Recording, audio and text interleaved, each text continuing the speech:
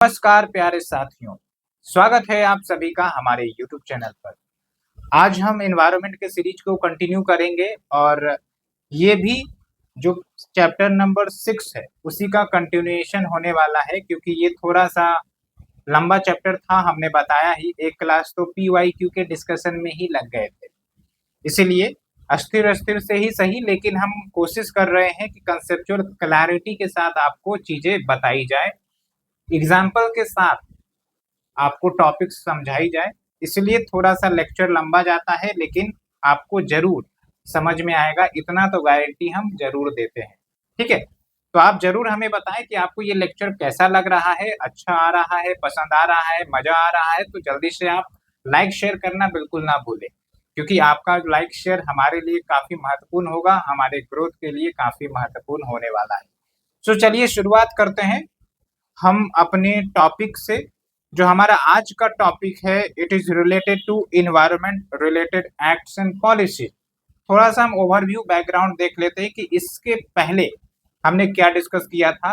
तो air related, जो भी एयर पॉल्यूशन से रिलेटेड जो भी लॉज हैं, रेगुलेशंस हैं, वाटर पॉल्यूशन से रिलेटेड जो भी लॉज हैं, रेगुलेशंस है, उसके बारे में देखा था और आपको बताया था कि इन एक्ट को दिमाग में डाल लीजिए बढ़िया से। जहां जहां जरूरी पड़ेगा वहां वहां आपको यूज करना है, क्योंकि ये सब पॉलिसीज काफी ज्यादा न्यूज में रहती है, न्यूज़पेपर में रहती है। तो अगर आपको ऐसे लिखने के लिए आ जाए पॉल्यूशन के टॉपिक पर, या फिर जीएस में किसी प्रकार के क्वेश्चन आ जाए पॉल्यूशन के लेवल पर, तो आप इसे मेंशन करेंगे। गवर्नमेंट का क्या स्टेप्स है ये मेंशन करना जरूरी होता है।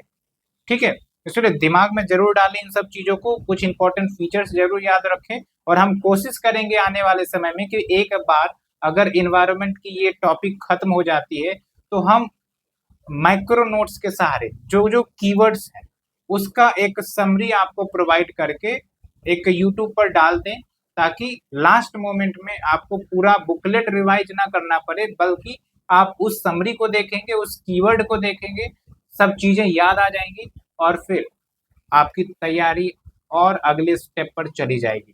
तो जल्दी से आप लाइक करिए और अपने रिस्पॉन्स हमें कमेंट सेक्शन में दे सकते हैं। किसी भी प्रकार की डाउट समस्या हो तो हम आपके लिए उपलब्ध हैं, समाधान के लिए उपलब्ध हैं। So let's start for today's session, and now the today's session is related to Wildlife Protection Act 1972। तो थोड़ा सा हम बैकग्राउंड में जाएंगे। देखिए, भारत जो है बायोडायवर्सिटी के मामले में काफी ज्यादा रिच नेशन हुआ करता था। स्टेटमेंट कोट कर रहे हैं, करता था। तो एक समय थी जब पूरे भारत वर्ष में फॉरेस्ट मौजूद था।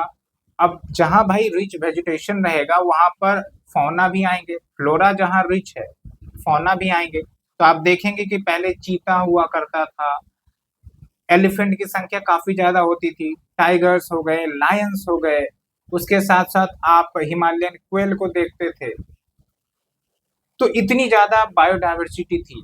उसके बाद इंसेक्ट के लेवल पर भी बायोडायवर्सिटी थी, एम्फीबियंस के लेवल पर थी, कोस्टल स्पीसीज के लेवल पर थी। तो आप देखेंगे डेजर्ट के लेवल पर भी आप देखेंगे कि डेजर्ट में भी जो स्पीसीज मिलती है, क्योंकि हमारा जो लैंडमास है वो ज्योग्राफिकली डाइवर्स है। एक तरफ आपको डेजर्ट मिल जाता है, एक तरफ आपको आइलैंड मिल जाते हैं, एक तरफ आपको कोस्टल रीजन मिल जाता है, मैंग्रोव्स मिल जाता है, और हिमालयन बेल्ट मिल जाता है, बर्फ से ढका हुआ हिमालय मिल जाता है। तो इतना ज्यादा बायोडाइवर्स होने का कारण यही है कि ज्योग्राफिकल डाइवर्सिटी हमारे यहाँ मौजूद रही है। लेकिन दिक्कत क्या हुआ? दिक्कत ये हुआ कि जैसे जैसे डेवलपमेंट की दिशा में हम आगे बढ़ते चले गए, ह्यूमन इंटरवेंशंस बढ़ता चला गया, तो ये जो फ्लोरा एंड फौना ये धीरे धीरे कम होते चले गए। कैसे? तो आप थोड़ा सा सोचिए कि जब अंग्रेज हमारे देश में आए थे तो उस समय क्या होता था? हंटिंग होती थी, पोचिंग होती थी। पता चला रेलवे ट्रैक बिछा रहे हैं तो उसके लिए डिफोरेस्टेशन कर रहे हैं, एग्रीकल्चरल लैंड को एक्सपेंड कर रहे हैं, कॉमर्शियलाइजेशन ऑफ एग्रीकल्चर कर रहे हैं। तो क्या होगा? लैंड एग्रीकल्चर के लिए हमने सेग्रीगेट किया। कैसे किया? फॉरेस्ट को काट के किया, हंटिंग की, पोचिंग की, उनके जो बॉडी पार्ट्स है उनको शोकेज के लिए यूज किया जाता था पहले भी, आज भी आप देखेंगे इलीगल ट्रेड इन सब बॉडी पार्ट्स की जाती है। हालांकि गवर्नमेंट कोशिश में रहती है कि हम ट्रैक करें, लेकिन इलीगल ट्रेड तो अभी भी होता है। तो from the past to the present that led to the decline of the flora and fauna. Are you agreeing with my point? इतना बात आपको समझ में आ गया। अब जब हमारा देश आजाद हुआ और संविधान बनने की प्रक्रिया शुरू हुई, तो आप देखेंगे कि इन्वायरमेंट का कंसर्न्स उस समय भी रेज किया जाता था। ओके, और फिर बाद में लगभग 42nd कॉन्स्टिट्यूशनल अमेंडमेंट एक्ट के माध्यम से आपको ये पता चलेगा कि कॉन्स्टिट्यूशनल प्रोविजंस डाले गए ताकि वाइल्ड लाइफ प्रोटेक्शन किया जा सके और जो इलीगल ट्रेड सब है उसको रोका जा सके, कंजर्वेशन एफर्ट्स इनिशिएट किए जा सके। ये डीपीएसपी में डाला गया था। आप याद कर पा रहे हैं? थोड़ा सा रिकॉल जरूर करें। उसके बाद आप देखेंगे कि फंडामेंटल ड्यूटीज में भी कुछ प्रोविजंस ऐड किए गए थे रिगार्डिंग द नेचर्स प्रोटेक्शन, और वो ड्यूटीज किसके लिए? हमारे लिए, सिटीजन्स के लिए। ठीक है, और जल्दी जल्दी आप मेंशन करें, बताएं कि वो ड्यूटीज में क्या लिखा था, ताकि आपका पॉलिटी सेक्शन भी रिवाइज हो जाए। तो ये सब चीजें थी। तो भाई पोचिंग, हंटिंग सबको बंद करवाना है और वाइल्ड लाइफ प्रोटेक्शन इंश्योर करना है, तो कुछ तो एक्ट या कानून चाहिए होंगे। तो कानून के नाम पर क्या आया आपका? Wild life protection act 1972। Okay, तो यहाँ पर आप देख सकते हैं ये जो आपका WPA है, it talks about the conservation of wild life and there habitats, so that जो आपके इलीगल एक्टिविटीज होती थी, हंटिंग, पोचिंग, हैबिटेट डिस्ट्रक्शन, इन सब को रोका जा सके, and protecting these species which are vital for the environment, which are vital for the sustainable environment. Okay, अब देखेंगे क्या कुछ फीचर्स हैं इन प्रोविजंस के। तो क्या होता है ना कि यूपीएससी फीचर्स के बारे में पूछ लेती है कि भाई क्या क्या फीचर्स हैं जिसके माध्यम से हमारे बायोडाइवर्सिटी को प्रोटेक्ट किया जाता है। एक तो ये हो गया, और भी बहुत सारे। एक नेशनल लेवल पर हम बात कर रहे हैं, दूसरी बात आप कर सकते हैं स्टेट लेवल पर, तीसरी बात कर सकते हैं इंटरनेशनल लेवल पर, क्योंकि इंटरनेशनल लेवल पर भी प्रोटेक्शन एफर्ट चलते हैं।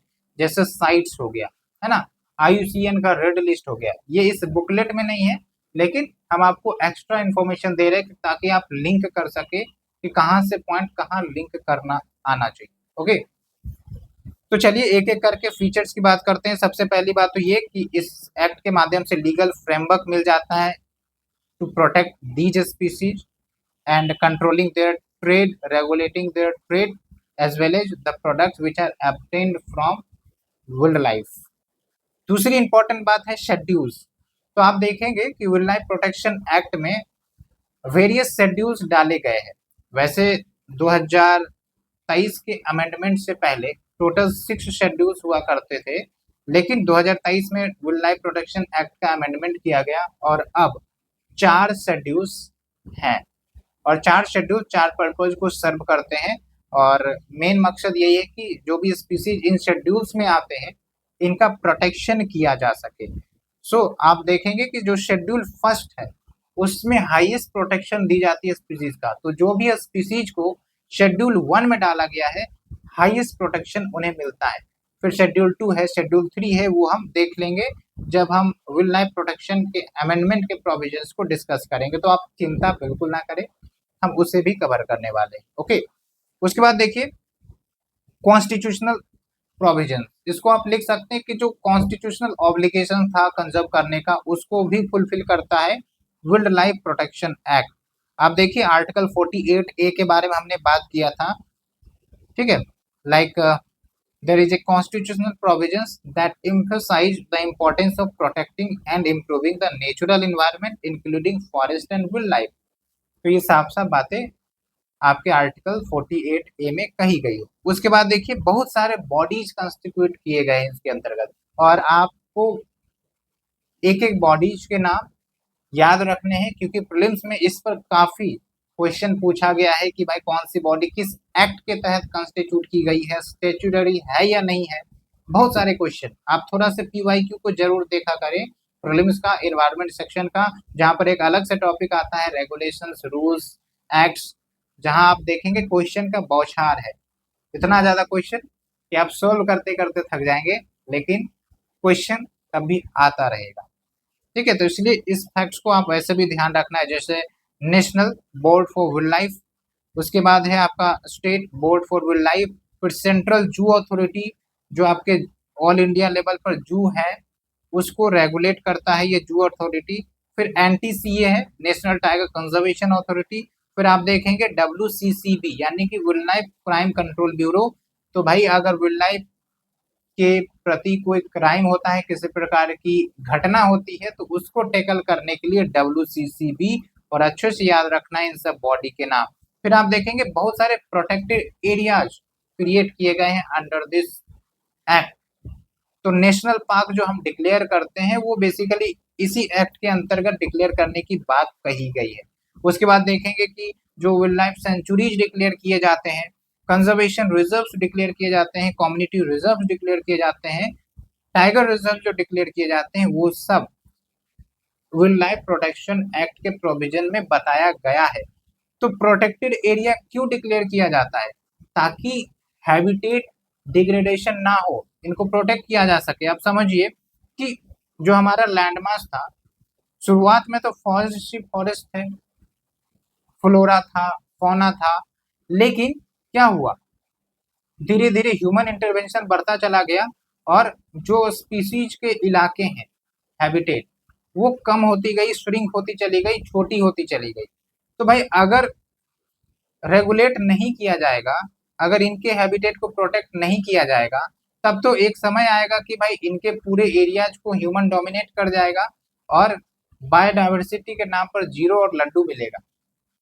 And that can be challenge to the environment, because ये सब जो बायोडाइवर्स स्पीसीज होती हैं ये बहुत सारे इकोसिस्टम सर्विसेज में कंट्रीब्यूट करती है, ठीक है, रिसाइकलिंग में कंट्रीब्यूट करती है।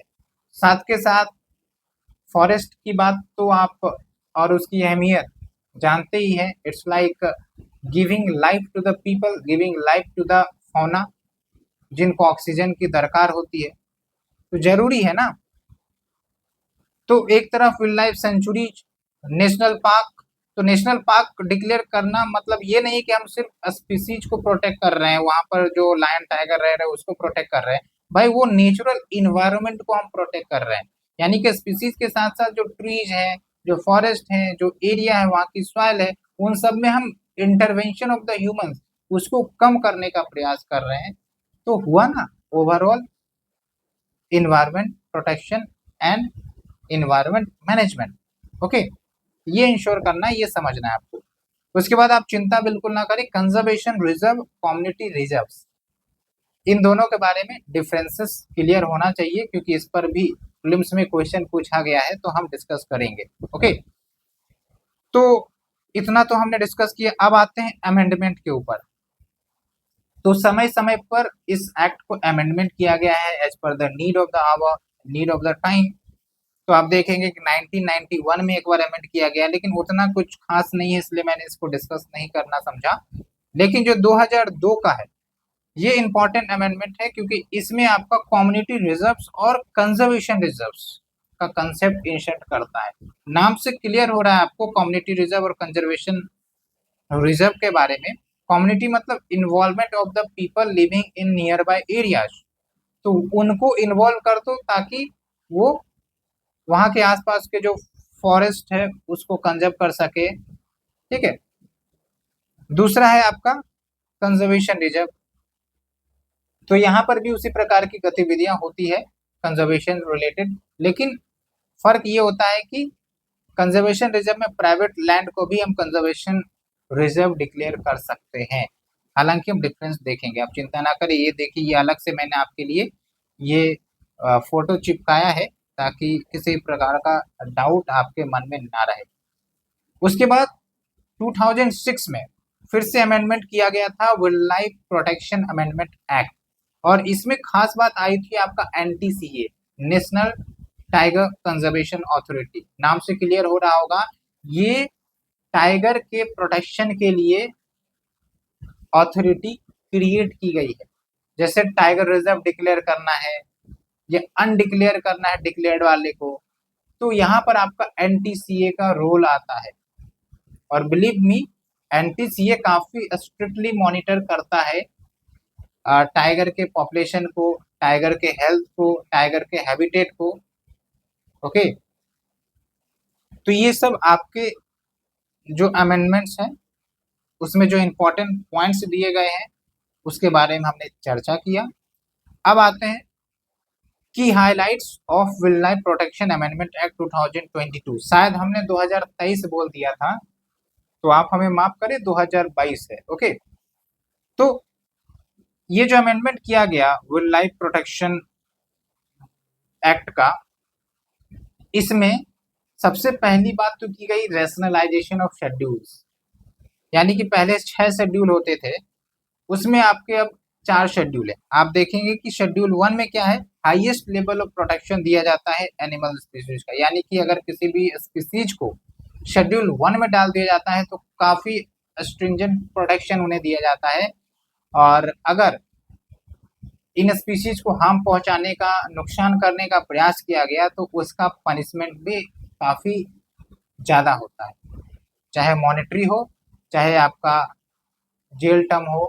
ओके, दूसरा हो गया आपका शेड्यूल 2, ये बेसिकली लेसर डिग्री, यानी कि शेड्यूल 1 की तरह प्रोटेक्शन तो नहीं, थोड़ा सा कम प्रोटेक्शन आपका शेड्यूल 2 में मिल जाता है। फिर शेड्यूल 3 में देखेंगे तो प्लांट स्पीसीज, जितने भी प्लांट स्पीसीज हैं उनके प्रोटेक्शन के लिए शेड्यूल 3 लाया गया है। फिर शेड्यूल 4 की बात करें तो ये उन स्पीसीज को प्रोटेक्ट करने की, कंजर्व करने की बात करता है that are mentioned in CITES schedule. CITES जो है ना, ये बेसिकली क्या है, it is a convention that prevents the international trading of endangered species. क्योंकि दिक्कत ये होती है कि ये जो इंडेंजर्ड स्पीसीज है, अब इलीगल तरीके से इनकी डिमांड काफी ज्यादा होती है मार्केट में। ओके, दवा बनाने के लिए हो सकता है, शोकेज के लिए हो सकता है। जैसे आप देखते होंगे पहले के समय में क्या करते थे, राजा महाराजा के घरों में जो टाइगर्स होते थे उनके जो बॉडी स्किन है उसको चिपकाया जाता था, जो सींग होते थे उसको टांग दिया जाता था, ताकि एक पावर को दिखाया जाए, है ना।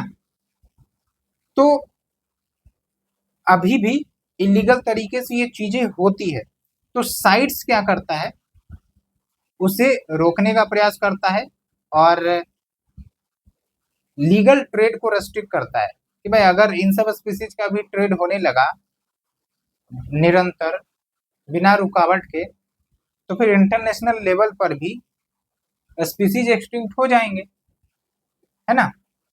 ये बात आप समझ जाए। उसके बाद देखिए इंक्रीज इन पेनाल्टीज, जो आपके दंड है उसको ये बढ़ाता है।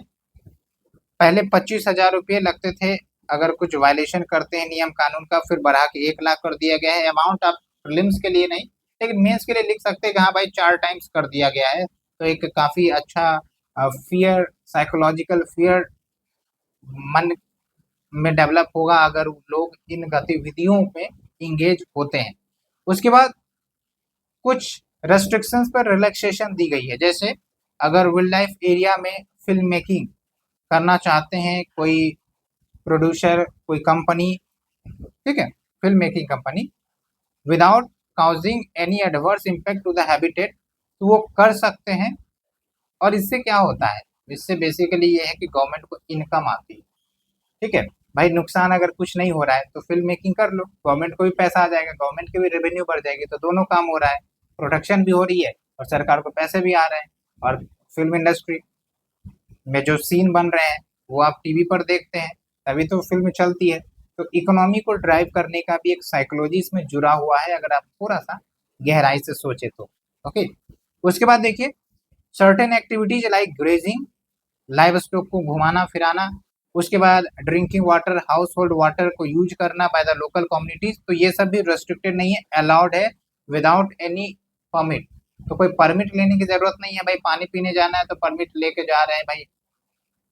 तो यहाँ के लोकल पीपल के लिए ये चीजें अलाउ की गई है। ठीक है, तो क्या सिग्निफिकेंस है? पहली बात तो ये कि स्पीसीज के कवरेज को बढ़ाया गया है, क्योंकि अब देखिए साइट्स में जो स्पीसीज शामिल थे उस स्पीसीज के कंजर्वेशन की भी बात ये करता है, उसके लिए अलग शेड्यूल ही डाल दिया गया है। उसके बाद देखिए फॉरेस्ट डेवलपर्स के कुछ अधिकारों को भी ये सुनिश्चित करता है, जैसे मैंने देखा ऊपर के पॉइंट में।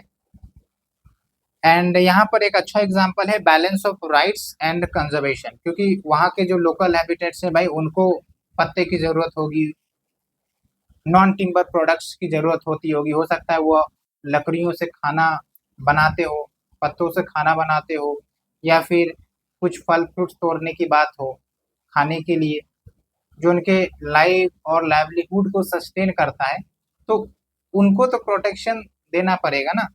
तो कहीं ना कहीं वो भी इंश्योर किया जाता है। And it is a good example of balance of rights of the local people versus and conservation of the habitat. ठीक है, उसके बाद देखिए वही पॉइंट आ गया रिपीट होकर, rationalising the schedules for the purpose of clarity. अब यहाँ पर जो मैंने आपको बताया था कि कंजर्वेशन रिजर्व और कम्युनिटी रिजर्व के बीच में क्या डिफरेंसेस है, उसको एक बार देख लेते हैं। देखिए जो कंजर्वेशन रिजर्व है या कम्युनिटी रिजर्व है, सबसे पहली बात तो ये एक डेडिकेटेड एरिया है जो स्टेट गवर्नमेंट डिक्लेयर करती है ना, सेंट्रल गवर्नमेंट नहीं, स्टेट गवर्नमेंट डिक्लेयर करती है। और कंजर्वेशन रिजर्व डिक्लेयर किया जाता है उन एरिया में जो स्पेसिफिकली गवर्नमेंट के द्वारा ओन्ड किए जाते हैं, वो लैंड गवर्नमेंट का होता है। ठीक है, यहाँ पर फॉरेस्ट उगाए जा सकते हैं, ठीक है, ताकि उस एरिया को इन्वायरमेंटल एंगल से प्रमोट किया जा सके, ग्रीनरी प्रमोट किया जा सके। और उसके साथ साथ ये भी होता है कि जो राइट्स होते हैं वहाँ के लोकल पीपल के, खासकर जो भी लोग उस कंजर्वेशन रिजर्व में इन्वॉल्व होंगे, तो उनके राइट्स भी सुनिश्चित किए जाते हैं, उनके राइट्स प्रभावित नहीं होते, वो कलेक्ट कर सकते हैं। ठीक है, नॉन टिम्बर प्रोडक्ट सब कलेक्ट कर सकते हैं, कोई दिक्कत नहीं है। उसके बाद देखिए community reserve declared by the state government in any private और कम्युनिटी लैंड, तो कोई भी प्राइवेट लैंड हुआ या फिर कम्युनिटी लैंड हुआ तो फिर वो डिक्लेयर कर सकते हैं। ओके, एंड ये ध्यान रखना है not comprised within a national park, sanctuary, conservation reserve, तो ये अलग जगह पर, ऐसा नहीं कि नेशनल पार्क में हम डिक्लेयर कर रहे हैं, ये नहीं, क्योंकि नेशनल पार्क तो भाई काफी ज्यादा कंजर्वेशन किया जाता है, उसका प्रोटेक्शन दी जाती है उन्हें। और यहाँ पर भी आप देखेंगे कि जो लोगों के राइट्स हैं, अधिकार हैं, वो हार्म नहीं किए जाते हैं, नुकसान नहीं किए जाते हैं, प्रभावित नहीं होता। तो जो राइट्स हैं इनके वो प्रोटेक्टेड होते हैं। ठीक है, तो बस सिंपल यही है कि लोगों का पार्टिसिपेशन होता है और लोग ही कंजर्व करने का प्रयास करते हैं। उसके बाद देखिए ये टॉपिक तो खत्म हो गया। अब आते हैं इन्वायरमेंट प्रोटेक्शन एक्ट 1986। थोड़ा सा नाम से क्लियर हो रहा होगा, ये जो एक्ट है डेडिकेटली इन्वायरमेंट प्रोटेक्शन के लिए लाया गया था। और इसके अंतर्गत होता ये है कि बहुत सारे रूल्स और रेगुलेशंस नोटिफाई किए जाते हैं। ठीक है, जैसे कोस्टल जोन मैनेजमेंट रूल्स, ये आपका इन्वायरमेंट प्रोटेक्शन एक्ट के अंतर्गत आ जाता है। प्लास्टिक वेस्ट मैनेजमेंट रूल्स, ये भी आपका इसी एक्ट के अंतर्गत नोटिफाई किया जाता है। तो एक्ट बना दिया जाता है और एक्ट जो होता है वो बेसिकली आप समझिए कि जो ब्रॉडर प्रोविजंस होते हैं वो डाल दिए जाते हैं, लेकिन डिटेल्ड जो नियम है वो आपका रूल्स में बनाया जाता है, रूल्स नोटिफाई करके फिर उसको इम्प्लीमेंट करवाया जाता है। ओके, तो ये अंतर होता है आपका रूल्स एंड एक्ट्स के बीच में। एक्ट्स को इन्फोर्स करवाने के लिए हम रूल्स इश्यू करते हैं, गवर्नमेंट इश्यू करते हैं रूल्स। ओके, तो जो इन्वायरमेंट प्रोटेक्शन एक्ट है, पहली बात तो ये कि इन्वायरमेंटल कंसर्न्स, इन्वायरमेंटल पॉल्यूशंस, उन सबको टैकल करने के लिए यह एक्ट लाया गया था। और आप ईयर देख सकते हैं 1986, इस दौरान इन्वायरमेंटल कंसर्न्स काफी ज्यादा तेज हो गए थे। और आप देखेंगे कि 1992 के आसपास आपका वही रियो दे जेनेरियो कॉन्फ्रेंस भी हुआ था, जहां पर आपका UNCCD, UNFCCC, UNCBD ये सब एग्जिस्टेंस में आया था, है ना। उसके बाद वियना कन्वेंशन को भी आप थोड़ा याद कर लीजिए, कब आया था वियना कन्वेंशन, किस लिए आया था वियना कन्वेंशन, और वियना कन्वेंशन में जो टोटल मेंबर्स जुड़े वो कितने हैं, क्या ये यूनिवर्सल रेटिफिकेशन का एग्जाम्पल था, यानी कि सारे देश ने वियना कन्वेंशन पर एग्रीमेंट जताई थी। तो ये सब कुछ प्रीलिम्स के फैक्ट्स भी हो जाते हैं, और कोशिश करिए कि आप इन चीज़ों को रिकॉल करें। ओके, तो यहाँ तक हम पहुँचे। हाँ, लगता है एक दो पॉइंट हमने या डिस्कस नहीं किया। Issues with the new act, क्या कुछ इश्यूज हैं? तो एक तो ये है कि आपने देखा कि एक, हाँ देखिए, ये जो अमेंडमेंट है, it also allows for the use of elephants for the religious and other purpose. Religious purpose के लिए एलिफेंट्स को भी अलाउ किया गया है, यूज किया जा सकता है। जैसे आप देखते होंगे कि दुर्गा पर्व का फेस्टिवल होता है तो फिर एलिफेंट सबको ले जाया जाता है। कभी कभी आप शादी माहौल में देखेंगे एलिफेंट्स को घुमाया जाता है, ठीक है। तो पहले क्या होते थे ना, जो कैप्टिव एलिफेंट्स होते थे, जो लोग एक दो एलिफेंट्स पाल लिया करते थे, तो वो एलिफेंट्स को यूज किया जाता था। लेकिन इस अमेंडमेंट के बाद जो आपके विल्ड एलिफेंट्स है उसको भी यूज के लिए अलाउ करता है फॉर रिलीजियस पर्पज और अदर पर्पज। यहाँ पर भी आप देखेंगे कि थोड़ा सा मॉनेटरी एंगल आपको दिख रहा होगा।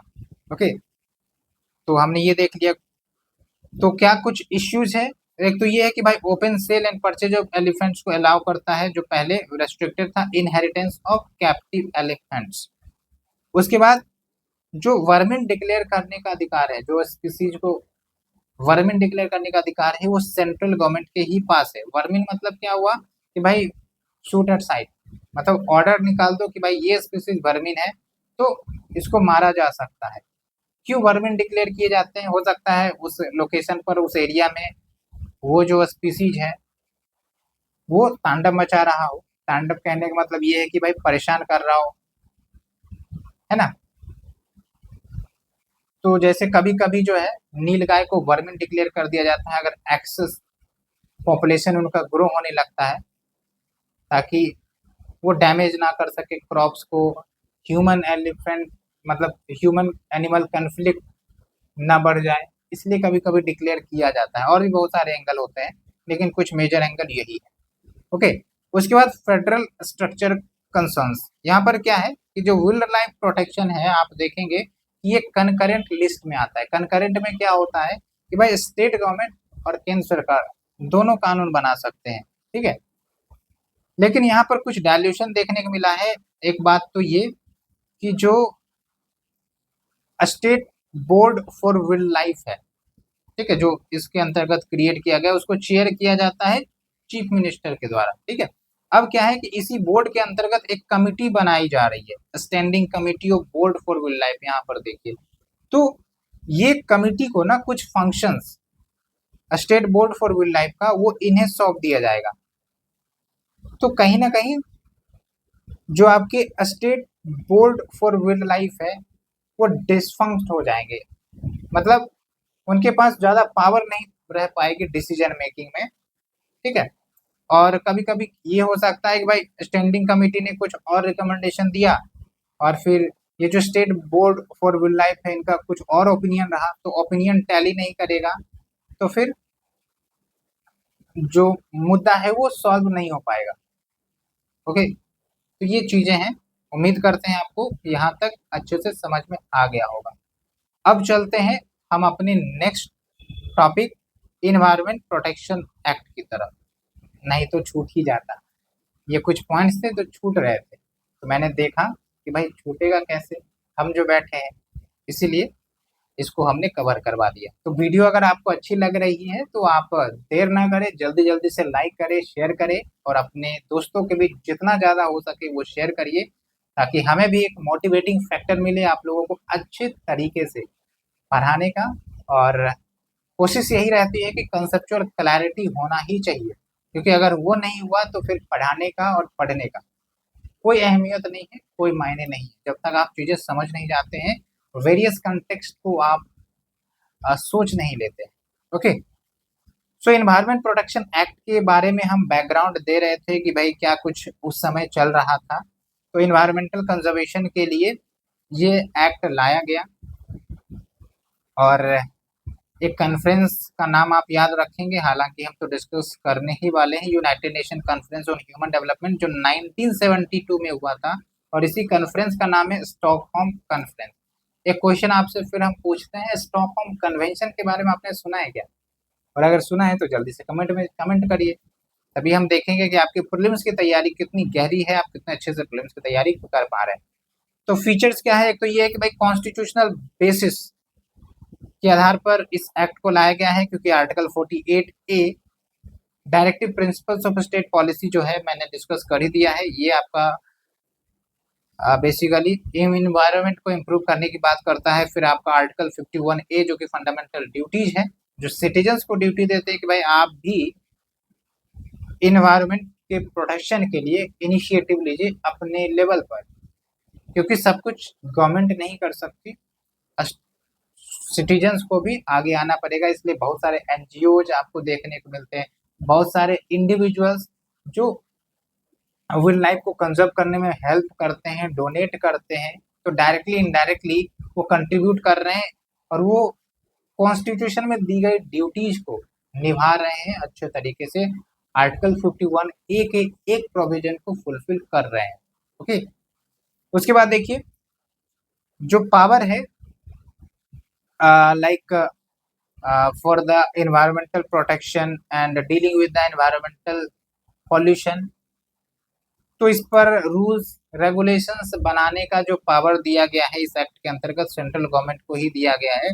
जैसा कि मैंने बोला, जो कोस्टल रेगुलेशन जोन है, ठीक है, जैसे प्लास्टिक वेस्ट मैनेजमेंट रूल्स है, ये सब जो रूल्स नोटिफाई करते हैं, कौन करते हैं? केंद्र सरकार, क्योंकि इसके अंतर्गत उन्हें इम्पावर किया गया है। ओके, ये बात हो गई। उसके बाद देखिए सैंपलिंग एंड एविडेंस कलेक्शन, मतलब ये हुआ कि इस एक्ट में सेंट्रल गवर्नमेंट को ऑथोराइज किया गया है कि वो किसी भी रीजन का सैंपल, एयर का या वाटर का या सॉइल का या अन्य सब्सटेंस का जो पॉल्यूशन क्रिएट कर रहा है, जिसके इम्पैक्ट को मॉनिटर किया जा सके, तो वो कलेक्ट करने का भी अधिकार देता है। इसलिए आप देखेंगे कि बहुत सारे लोकेशन पर एयर क्वालिटी मॉनिटरिंग सेंटर्स लगाए जाते हैं, वाटर क्वालिटी टेस्ट की जाती है बहुत सारे रिवर्स, लेक की, ठीक है, तो ये सब भी बात है। उसके बाद देखिए हैंडलिंग ऑफ हजार्डियस वेस्ट, तो इस एक्ट में बेसिकली स्पेशल प्रोसीजर की बात की गई है for handling of hazardous waste, लेकिन वो स्पेशल प्रोसीजर क्या है इस मैगजीन में नहीं बताया गया है।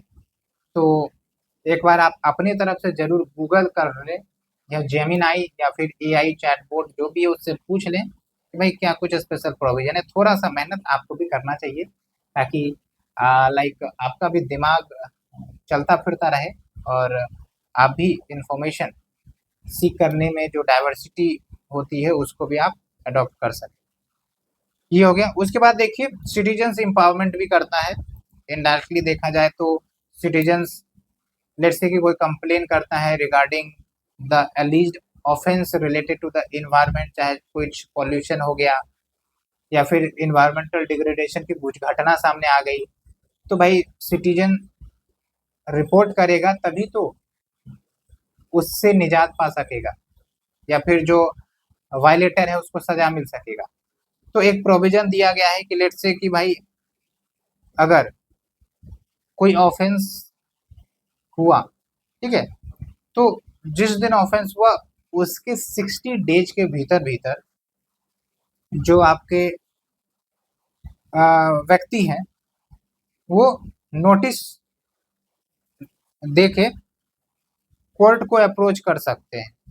ठीक है, तो यहाँ पर आप देखिए, common citizens to approach the court if they provide a notice of 60 days regarding the alleged offences.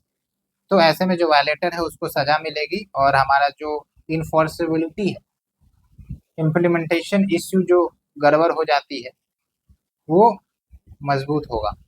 उसके बाद देखिए, डायरेक्शंस इश्यू किए जा सकते हैं सेंट्रल गवर्नमेंट की तरफ से for the operation, process, prohibition और क्लोजर और regulation of any industry that are generating pollution and that are harming the environment. तो वो सेंट्रल गवर्नमेंट के पास पावर है। And it also grant the power to stop और regulate the supply of electricity water without a court order. ये भी एक important point है। उसके बाद देखिए, जो पीनल प्रोविजंस है कि भाई अगर आप वायलेट करते हैं तो फिर आपको सजा मिलेगी और मिनिमम आप देख सकते हैं कि 5 साल का सजा है और 1 लाख रुपए का जुर्माना भी लग सकता है या दोनों लग सकते हैं। अब यहाँ पर एक इंटरेस्टिंग फैक्ट होती है कि भाई जब भी आप देखेंगे कि जो सजा की पॉइंट होती है ना, उसमें या तो जुर्माना भी लिखा होता है और इम्प्रिजनमेंट भी लिखा होता है कि या तो जुर्माना दो या ये दो या दोनों। तो ये बेसिकली जो जज होते हैं ना उस पर निर्धारित होता है कि वो क्या पनिशमेंट देना चाहते हैं, जेल टर्म देना चाहते हैं या फिर दोनों, पनिशमेंट के साथ पैसा भी, फाइन भी। तो ये फ्लेक्सिबिलिटी दी होती है। उसके बाद देखिए, हाँ उसके बाद तो ये टॉपिक ही खत्म हो गया, उसके बाद देखने की जरूरत नहीं है, उसके बाद टॉपिक चेंज करने की जरूरत है। तो यहाँ पर जो अगला टॉपिक है वो है बायोडायवर्सिटी एक्ट 2002। अब ये जो बायोडायवर्सिटी एक्ट 2002 है और ये जो वाइल्ड लाइफ प्रोटेक्शन एक्ट 1972 हमने देखा, तो ये दोनों अलग अलग है। पहली बात तो ये, हाँ, जो वाइल्ड लाइफ प्रोटेक्शन एक्ट है वो वाइल्ड लाइफ के प्रोटेक्शन की बात करता है, बहुत सारे शेड्यूल्स क्रिएट करता है और प्रोटेक्शन देता है। ठीक है, और अगर प्रोविजंस का वायलेशन कोई करते हैं तो उस पर पेनल्टी भी लगाई जाती है। जो बायोलॉजिकल डाइवर्सिटी एक्ट 2002 है, ये बेसिकली क्या होता है कि बायोलॉजिकल डाइवर्सिटी को तो प्रोटेक्ट करता ही है, लेकिन इसमें एक इम्पॉर्टेंट बात ये है कि जो बायोडाइवर्सिटी है, अब उसका इस्तेमाल बहुत सारे पर्पज के लिए किया जा सकता है, मेडिकल पर्पज के लिए किया जा सकता है। ठीक है, और लाइक कोई रिसर्च के लिए किया जा सकता है। तो उसके लिए इन बायोडाइवर्स रिसोर्सेज की जरूरत पड़ेगी। अब जैसे आप देखिए, भारत में इतनी पॉपुलेशन है और बीमारी नई नई प्रकार की हमें देखने को मिलती है, या फिर कोई कोई ऐसी बीमारी है जिसका इलाज नहीं है। लेकिन पता चला कि हम भाई एक जंगल में गए और एक ट्राइबल से वहां पर हम मिले और ट्राइबल्स ने एक ट्रेडिशनल नॉलेज रख रखा है उस बीमारी को लेकर। लेट्स से उस बीमारी का नाम है कैंसर। ठीक है, तो हमारे पास कैंसर के कंप्लीट ट्रीटमेंट के लिए अभी कोई प्रॉपर मैकेनिज्म नहीं है। लेट्स से वो ट्राइबल्स के पास वो नॉलेज हो, हमें पता नहीं, लेकिन हमने अप्रोच किया और पता चला कि उसके पास तो भाई नेचुरल तरीके से ट्रीटमेंट करने का प्रोसीजर पता है। तो हम उनके नॉलेज को ले सकते हैं और उन्होंने लेट्स से सजेस्ट किया कि भाई इस पत्ते को आप या इससे दवाई बनाओ तो आपका कैंसर का ट्रीटमेंट हो जाएगा, है ना। तो ये हुआ सस्टेनेबल यूज, मतलब हमने उस पर रिसर्च करेंगे और पता चला सचमुच में कुछ ऐसा केमिकल्स या कंपोनेंट्स उस पेड़ में है जो कैंसर के इलाज में काफ़ी अच्छा कंट्रीब्यूट कर सकता है। तो फिर हम उन मटेरियल्स का यूज करके दवा बना सकते हैं। इसीलिए हम सस्टेनेबल यूज की बात करते हैं कि भाई एक्सप्लोइटेशन ना हो जाए, पता ना हो कि ऐसा हमने पेड़ से दवा बनाना शुरू किया, पता चला पूरा पेड़ ही समाप्त कर दिया, ऐसा नहीं। इसलिए यहाँ पर सस्टेनेबल है। ठीक है, और बाकी तो कंजर्वेशन ऑफ बायोलॉजिकल डाइवर्सिटी है ही। उसके बाद है fair and equitable sharing of the benefits. तो यहाँ पर हमने आपको बताया, जैसे ट्राइबल पीपल ने हमें जानकारी दी, ट्राइबल कम्युनिटी ने हमें जानकारी दी, भाई इससे अच्छा खासा दवाई बन सकता है। तो अब इंफॉर्मेशन तो इसने भी दी, तो अगर हम कुछ मॉनेटरी गेन कर रहे हैं तो भाई इन्हें भी कंट्रीब्यूट करना चाहिए ना, इनको भी तो हमें अपने गेन को, प्रॉफिट के कुछ शेयर इन्हें देने होंगे। तो यहाँ पर आ जाता है fair and equitable sharing of the benefit arising from the utilisation of genetic resources. ठीक है, तो ये चीज है। तो यहाँ तक हो गया, कंसेप्ट आप समझ लिए, उम्मीद करते हैं आप अच्छे से समझ गए होंगे ये तीनों पॉइंट्स को। अब चलते हैं क्या कुछ फीचर है। सबसे पहली बात तो है 3 टियर स्ट्रक्चर। देखिए एक इंपॉर्टेंट बात ये है कि भाई बायोडाइवर्सिटी को कंजर्व करना और इसको थ्रेट से बचाना कोई आसान काम नहीं होता है, काफी ज्यादा चैलेंजिंग होती है, विभिन्न थ्रेट्स से बचाना पड़ता है। ओके, जो हंटर्स होते हैं, पोचर्स होते हैं, ना जाने कितने नुस्खे अपनाते हैं बायोडाइवर्सिटी को डिस्ट्रॉय करने का। ओके, लेकिन उसको मैनेज करने के लिए प्रॉपर मैकेनिज्म भी होना जरूरी है। तो इसलिए इस एक्ट में उस मैकेनिज्म की बात की गई है। एक तो ये है कि 3 टियर स्ट्रक्चर की बात होता है। तो एक देखेंगे कि नेशनल लेवल पर आपका नेशनल बायोडाइवर्सिटी अथॉरिटी है and it is the apex body responsible for formulating policy जो जेनेटिक रिसोर्सेज के एसेस के लिए अप्रूवल देता है। भाई बिना परमिशन के आप जेनेटिक रिसोर्सेज को एसेस नहीं कर सकते। ठीक है, पता चला कि आप एसेस कर लिए और उससे कुछ इन्वायरमेंट को नुकसान हो गया, आपने जिस पर प्रयोग किया उसका नुकसान हो गया, कुछ वायरल इन्फेक्शन हो गए, इसलिए जरूरी है कि भाई परमिशन लेना होगा, अप्रूवल लेना पड़ेगा for the access to genetic resources. And वो अप्रूवल तभी मिलेगा जब आप पूरा कंप्लायंस करेंगे एक्ट का। तो ये नेशनल लेवल पर एनबीए इंश्योर करता है। फिर स्टेट लेवल पर क्या है, स्टेट बायोडाइवर्सिटी बोर्ड है और हर एक स्टेट में ये बायो बोर्ड कंस्टिट्यूट करने की बात की गई है that are responsible for implementing the act at the state level. And यहाँ पर नेशनल बायोडाइवर्सिटी अथॉरिटी के साथ कोऑर्डिनेशन भी किया जाता है। ठीक है, उसके बाद है बायोडाइवर्सिटी मैनेजमेंट कमेटी। यहाँ पर आप देखेंगे ये लोकल लेवल पर है, रीजनल लेवल पर, और इसके माध्यम से conservation, sustainable use, equitable sharing of the benefits ये सब प्रमोट किए जाते हैं। ओके, और फिर नेक्स्ट फीचर है लोकल कम्युनिटी का इन्वायरमेंट।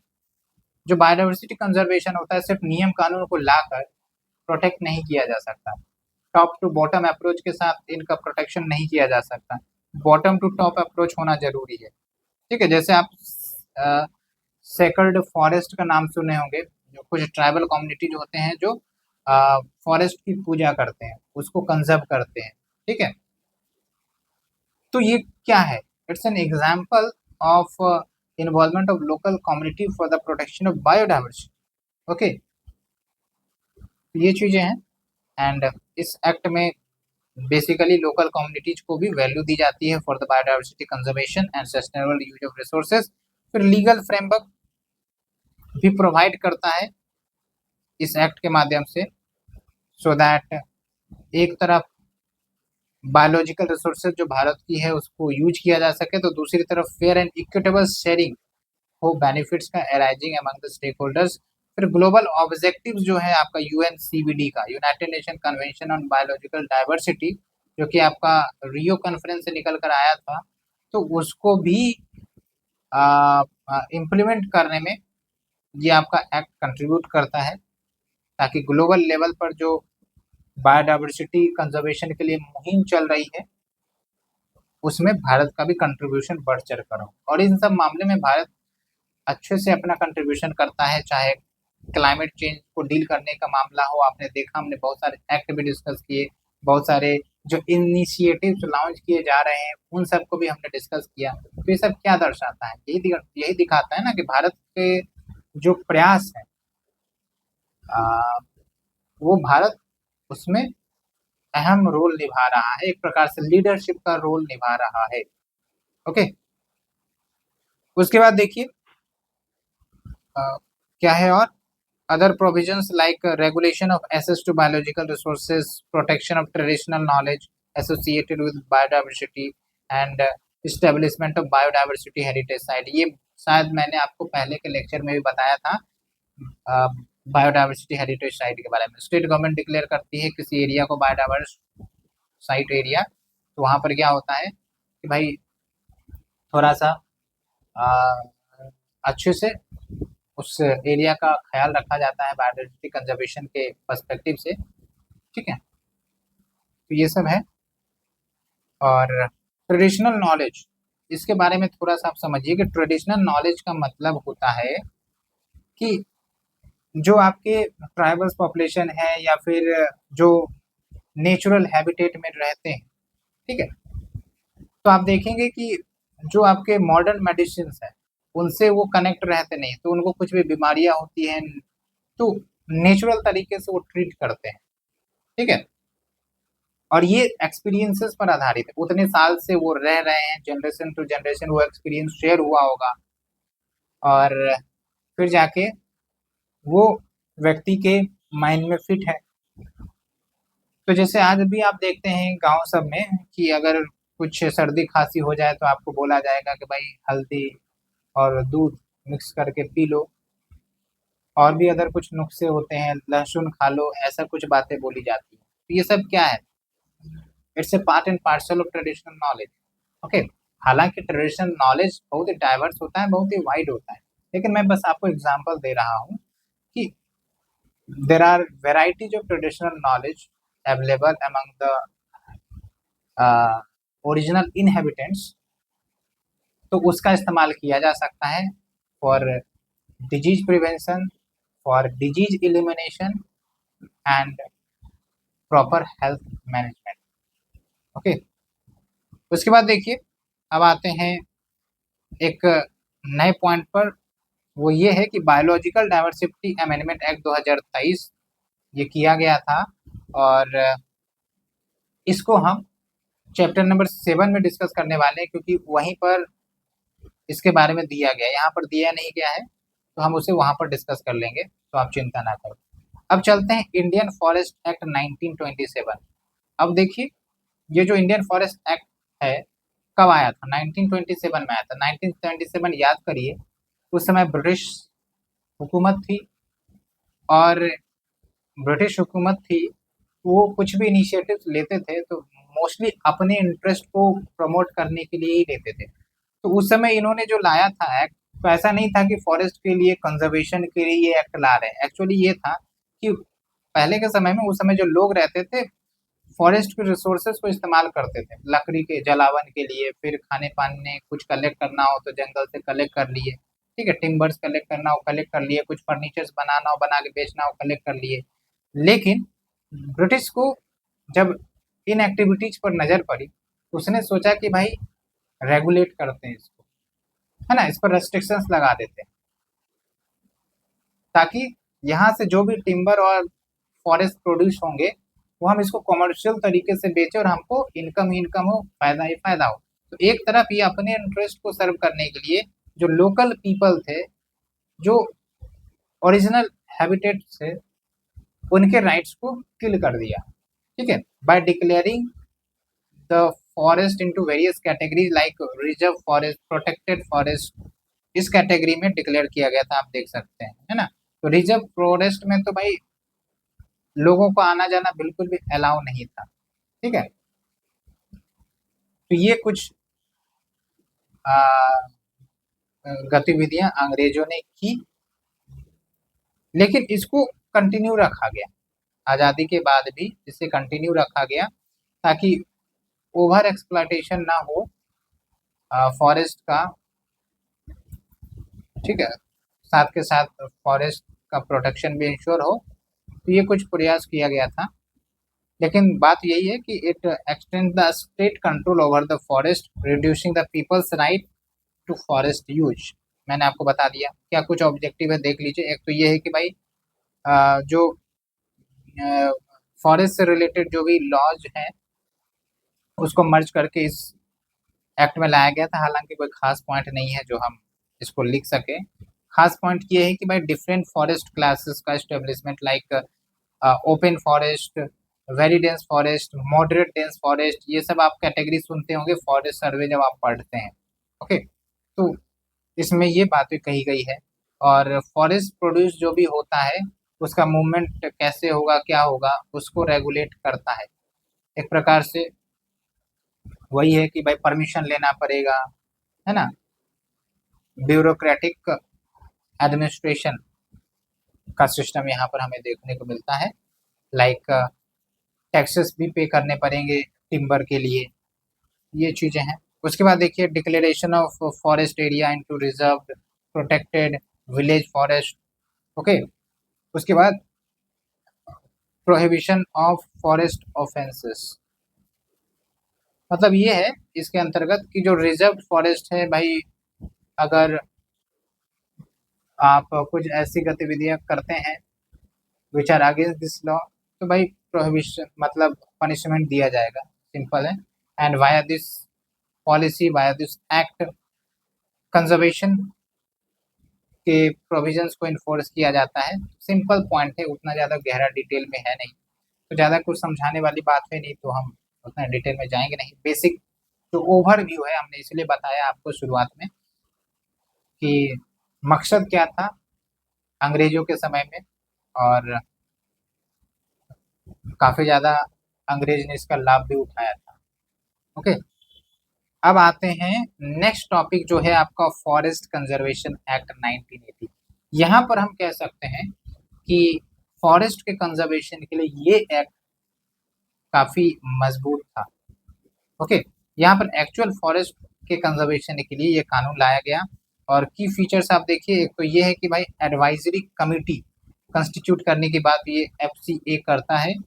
ओके, और ये क्या कार्य करेंगे, guidance advice to the central government, कि आप बताइए भाई साहब कि कैसे फॉरेस्ट की कंजर्वेशन की जा सकती है, प्रोटेक्शन की जा सकती है।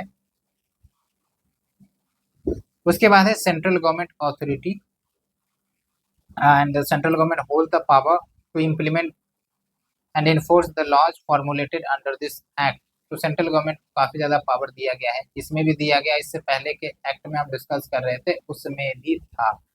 ओके, उसके बाद देखिए पेनल्टीज फॉर वायलेशन, ये तो बात है, ऐसा जेल ये सब हो सकता है। एंड फिर आप देखेंगे कि 2023 में फॉरेस्ट कंजर्वेशन अमेंडमेंट एक्ट 2023 लाया गया था।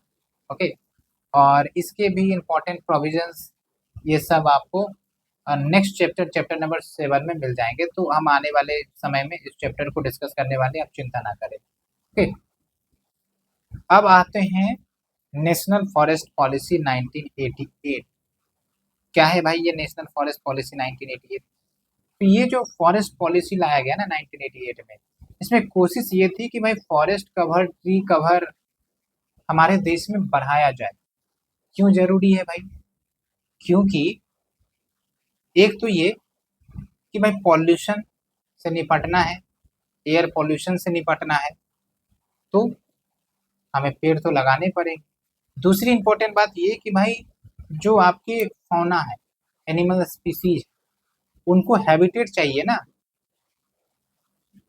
तो वो ये सब तो जंगलों में ही रहते हैं, और जब जंगल ही नहीं रहेंगे ये कहाँ जाएंगे? फिर तो एनिमल ह्यूमन कन्फ्लिक्ट बढ़ेगा। ओके, और भी बहुत सारे इकोलॉजिकल सर्विसेज हमें फॉरेस्ट प्रोवाइड करते हैं। एग्जाम्पल के तौर पर तो मैंने आपको बताया प्योरिटी ऑफ द एयर, फिर आप देखेंगे कि सॉइल इरोजन को प्रिवेंट करता है, सॉइल डिग्रेडेशन को प्रिवेंट करता है। ओके, फिर मैंग्रोव्स का भी आप एग्जाम्पल ले सकते हैं। वैसे जो मैंग्रोव्स लगाए जाते हैं कोस्टल रीजन में, तो जब भी किसी प्रकार की साइक्लोन आ जाती है या फिर सुनामी जैसी कंडीशंस आ जाती है, तो जो वेव्स होता है जिसमें काफ़ी ज़्यादा एनर्जी होती है, जो लाइवलीहुड एंड हाउस होल्ड को डिस्ट्रॉय करने की क्षमता रखते हैं कोस्टल रीजन पर, तो कहीं ना कहीं मैंग्रोव्स उसे प्रोटेक्शन प्रोवाइड करता है। ठीक है, ये सब अहमियत है फॉरेस्ट। तो एक टारगेट जो इसमें मेंशन तो नहीं किया गया है, लेकिन आपको ध्यान रखना है कि under this policy there is a target कि 33% of the total geographical area of India should be coming under forest cover। अभी है कितना वैसे? 24% के आसपास है, और ये बहुत ही धीरे धीरे बढ़ रहा है। आप फॉरेस्ट सर्वे रिपोर्ट 2021 भी पढ़ने वाले हैं इसी टॉपिक के अंतर्गत, आप चिंता ना करें, उसमें आपको अच्छे से डिटेल मेंशन की गई है। ओके, तो थोड़ा सा ओवरव्यू बताने का मकसद यही था कि आपको क्लैरिटी मिल जाए। तो नेशनल फॉरेस्ट पॉलिसी 1988 इसमें ये है कि इकोलॉजिकल इक्विलिब्रियम को प्रिजर्व करता है। कैसे? Ecological balance, ecological stability, environmental stability ensure करके यहाँ पर साफ साफ बातें कही जाती है कि भाई फॉरेस्ट कवर को बढ़ाओ। ओके। और फिर आप देखिए protection of forest as national heritage. जो फॉरेस्ट है उसको नेशनल हेरिटेज के रूप में रिकॉग्नाइज किया गया है due to the rich biodiversity and presence of diverse flora and fauna, and it aims to preserve and restore the forest as valuable natural asset. कितना ज्यादा वैल्यूएबल है हमारा ये फॉरेस्ट, थोड़ा सा आप जरूर आकलन करें कि लेट्स से एक कल्पना आप कर सकते हैं कि if there is no forest, no means no forest, तो ह्यूमन सिविलाइजेशन का क्या होगा? तो क्या तब भी ये जो बड़ी बड़ी इंफ्रास्ट्रक्चर है वो हमारे को काम देगी, हमारे सर्वाइबिलिटी में मदद कर पाएगी, या फिर अल्टीमेटली जो प्रोटेक्शन देने वाला है वो नेचर ही है? ओके।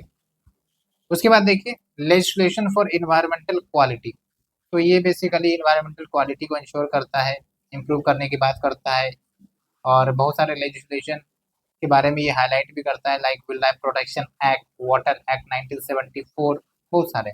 उसके बाद देखिए फॉरेस्ट मैनेजमेंट प्रिंसिपल्स की किस प्रकार से फॉरेस्ट को मैनेज करना है उसके बारे में भी एसेंशियल प्रिंसिपल्स की बात करता है, so that soil erosion, denudation ये सब प्रिवेंट हो सके, सैंड ड्यून्स उन सबको मैनेज किया जा सके। सैंड ड्यून सब ये आपका डेजर्ट रीजन में होता है।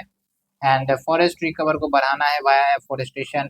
ये कीवर्ड आप ध्यान रखिएगा, social forestry programme, ensuring sustainable forest production to meet national demand। उसके बाद peoples participation, like local communities के इन्वॉल्वमेंट की बात ये पॉलिसी करता है। And joint forest management initiatives सबको प्रमोट करने की बात किया जाता है इसके अंतर्गत। साथ के साथ एग्जिस्टिंग फॉरेस्ट पर नुकसान इम्पैक्ट कम हो उस पर भी फोकस करता है। तो यहाँ तक आपका ये चीज कवर हो गया है।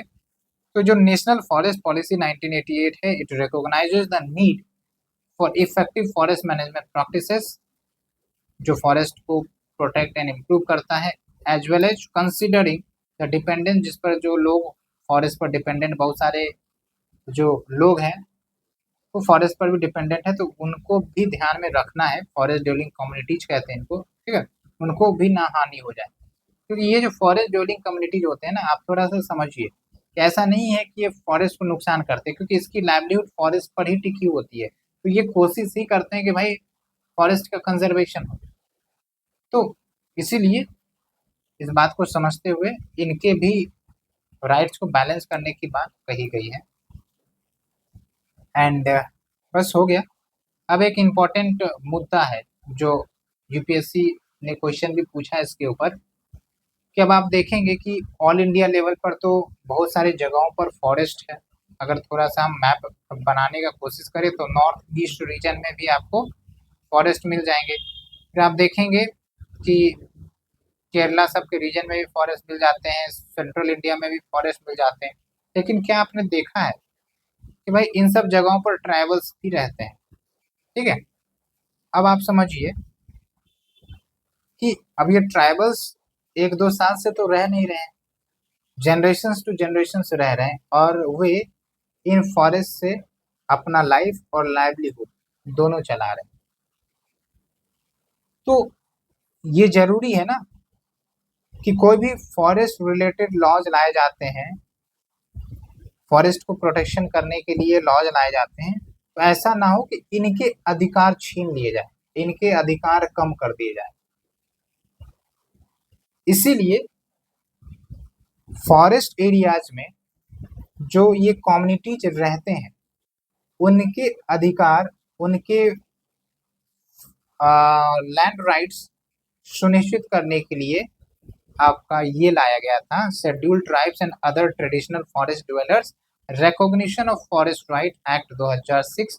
इसको सिंपल भाषा में हम फॉरेस्ट राइट एक्ट 2006 कहते हैं। आप FRA यानी कि फॉरेस्ट राइट एक्ट 2006 लिखेंगे, आपका काम चल जाएगा। इतना लंबा चौड़ा लिखने का नाम मतलब ही नहीं बनता है, ठीक है।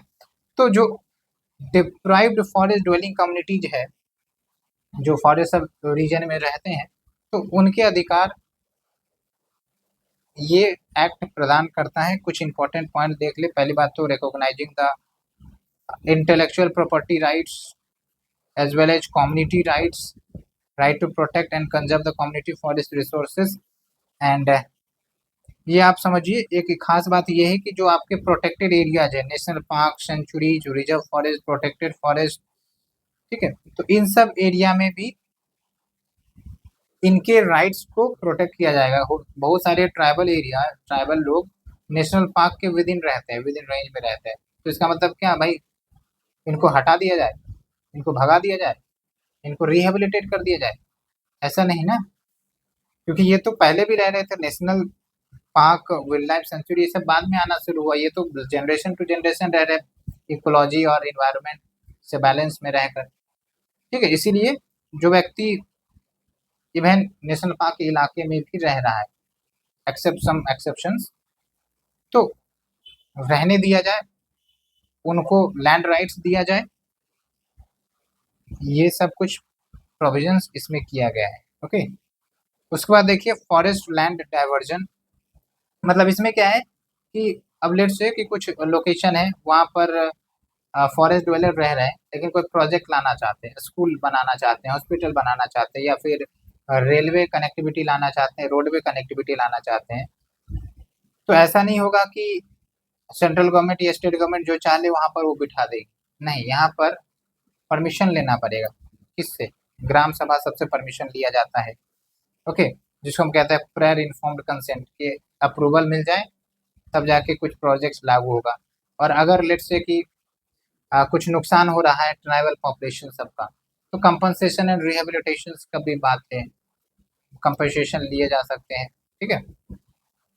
उसके बाद हेरिटेबिलिटी ऑफ राइट्स की बात करें, तो जो राइट्स इन्हें दिया गया है वो हेरिटेबल है, यानी कि it can transform from one person to another person of the relatable family. जैसे आप देखते हैं जमीन जायदाद का बंटवारा जो होता है ना, तो यहाँ पर भी लागू होता है, but it is not transferable and not alienable, ठीक है।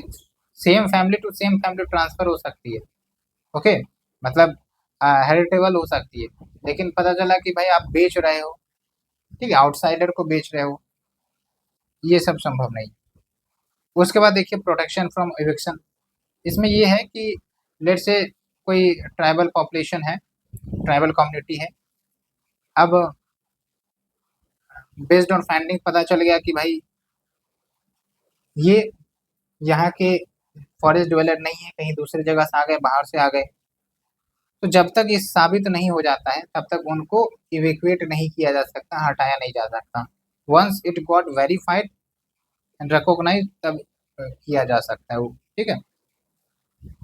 उसके बाद ग्राम सभा का बहुत बड़ा रोल है यहाँ पर। आप देखेंगे कि जो ग्राम सभा विलेज लेवल पर कंस्टिट्यूट किए जाते हैं, इसमें मेंबर्स कौन होते हैं? जो आपके उस लोकेलिटी में जिनको वोटिंग देने का अधिकार है, वो बेसिकली ग्राम सभा के सदस्य हो जाते हैं। तो it has been declared as competent authority, जो डिटरमाइन कर सकते हैं कि इंडिविजुअल फॉरेस्ट राइट्स या फिर कम्युनिटी फॉरेस्ट राइट क्या हो, कितना दिया जाए किस कम्युनिटी को, ये सब डिसाइड कर सकते हैं। ये सब कुछ बेसिक बातें थी, हालांकि उतने डिटेल में ये आपका एफआरए को कवर नहीं किया है। और कोशिश करेंगे कि विजन आईएएस का अगर मैगजीन आता है हमारे पास, तो एक बार बढ़िया से प्रॉपर स्टडी करके हम आपको उसका शॉर्ट वीडियो प्रोवाइड करते, so that you can benefit much and much. उसके बाद आते हैं minor forest produce and tribal rights के टॉपिक पर। क्या है माइनर फॉरेस्ट प्रोड्यूस? अब फॉरेस्ट है, ठीक है, फॉरेस्ट में गाछ वृक्ष है। अब क्या है कि यहाँ पर आपके पत्ते गिरते रहते हैं, ठीक है, फल फ्रूट्स उगते रहते हैं। कुछ कुछ पेड़ में आप देखेंगे कि भाई रेजिन्स निकलते हैं, गम्स निकलते हैं। तो जो आपके यहाँ के फॉरेस्ट ड्वेलर्स होते हैं वो सब ये कलेक्ट करते हैं, इसलिए कलेक्ट करके हो सकता है वो बेच दे, या फिर अपने कंजम्पशन के लिए। तो अगर बेच दिए तो इनको पैसा भी कुछ मिल गया, उस पैसे से वो अपना घर चलाते हैं, ठीक है, मार्केट में बेच सकते हैं। तो ये है आपका सब माइनर फॉरेस्ट प्रोड्यूस। इसमें आप देखिए क्या क्या आता है, सबसे पहले यही समझना है। जो नॉन टिम्बर फॉरेस्ट प्रोड्यूस है वो सारी चीजें आ जाती हैं, लाइक बैम्बू है, पत्ते हैं, फ्रूट्स हैं, सीड्स हैं, फ्लावर्स हैं, हनी हो सकता है, मेडिसिनल प्लांट्स हो सकता है, रेजिन्स, गम्स हो सकते हैं, जो हमने अभी बताया। ठीक है। तो माइनर फॉरेस्ट प्रोड्यूस करने का अधिकार इन फॉरेस्ट ड्वेलर्स को दिया गया है अंडर दिस एक्ट, ये ध्यान रखेंगे। ठीक है। देखिए, when the forest right act 2006 was enacted, उसके बाद इसमें माइनर फॉरेस्ट प्रोड्यूस कलेक्ट करने का अधिकार इन्हें दिया गया है लीगल तरीके से। कलेक्ट तो पहले भी करते होंगे, लेकिन लीगलाइज किया गया इसमें, ताकि कोई भी एलू वैलू उठा के इनको बाहर ना कर दे, इनको डिसअलाउ ना कर दे, इसलिए लीगल रिकॉग्निशन होना जरूरी होता है। तो क्या सिग्निफिकेंस है? सबसे पहली बात तो ये कि जो एमएफपी है, माइनर फॉरेस्ट प्रोड्यूस, ये फॉरेस्ट ड्वेलर्स के लिए लाइवलीहुड का सोर्स है। ये जीते भी हैं इसी पर और अपना जो लाइवलीहुड है चलाते भी हैं इसी पर। ट्राइबल इकोनॉमी का ये बैकबोन है, ये इंपॉर्टेंट पॉइंट है। ओके। एंड इनकम जो मिलती है उससे घर चलाते हैं। फूड सिक्योरिटी के लिए भी इंपॉर्टेंट कंपोनेंट है फॉर द ट्राइबल्स, क्योंकि बहुत सारे फल फ्रूट्स होते हैं तो खाते हैं, सीड्स जो भी निकलते हैं खाते हैं।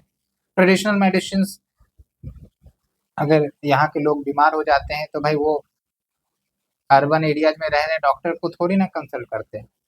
तो जो उनके ट्रेडिशनल नॉलेज है, जो उन्होंने जनरेशन टू जनरेशन गेन किया है, और जो दवाइयाँ हैं वो पेड़ पौधे से ही बनाते हैं, तो कहीं ना कहीं इनके हेल्थ सिक्योरिटी को भी मैनेज करने में मदद करता है ये।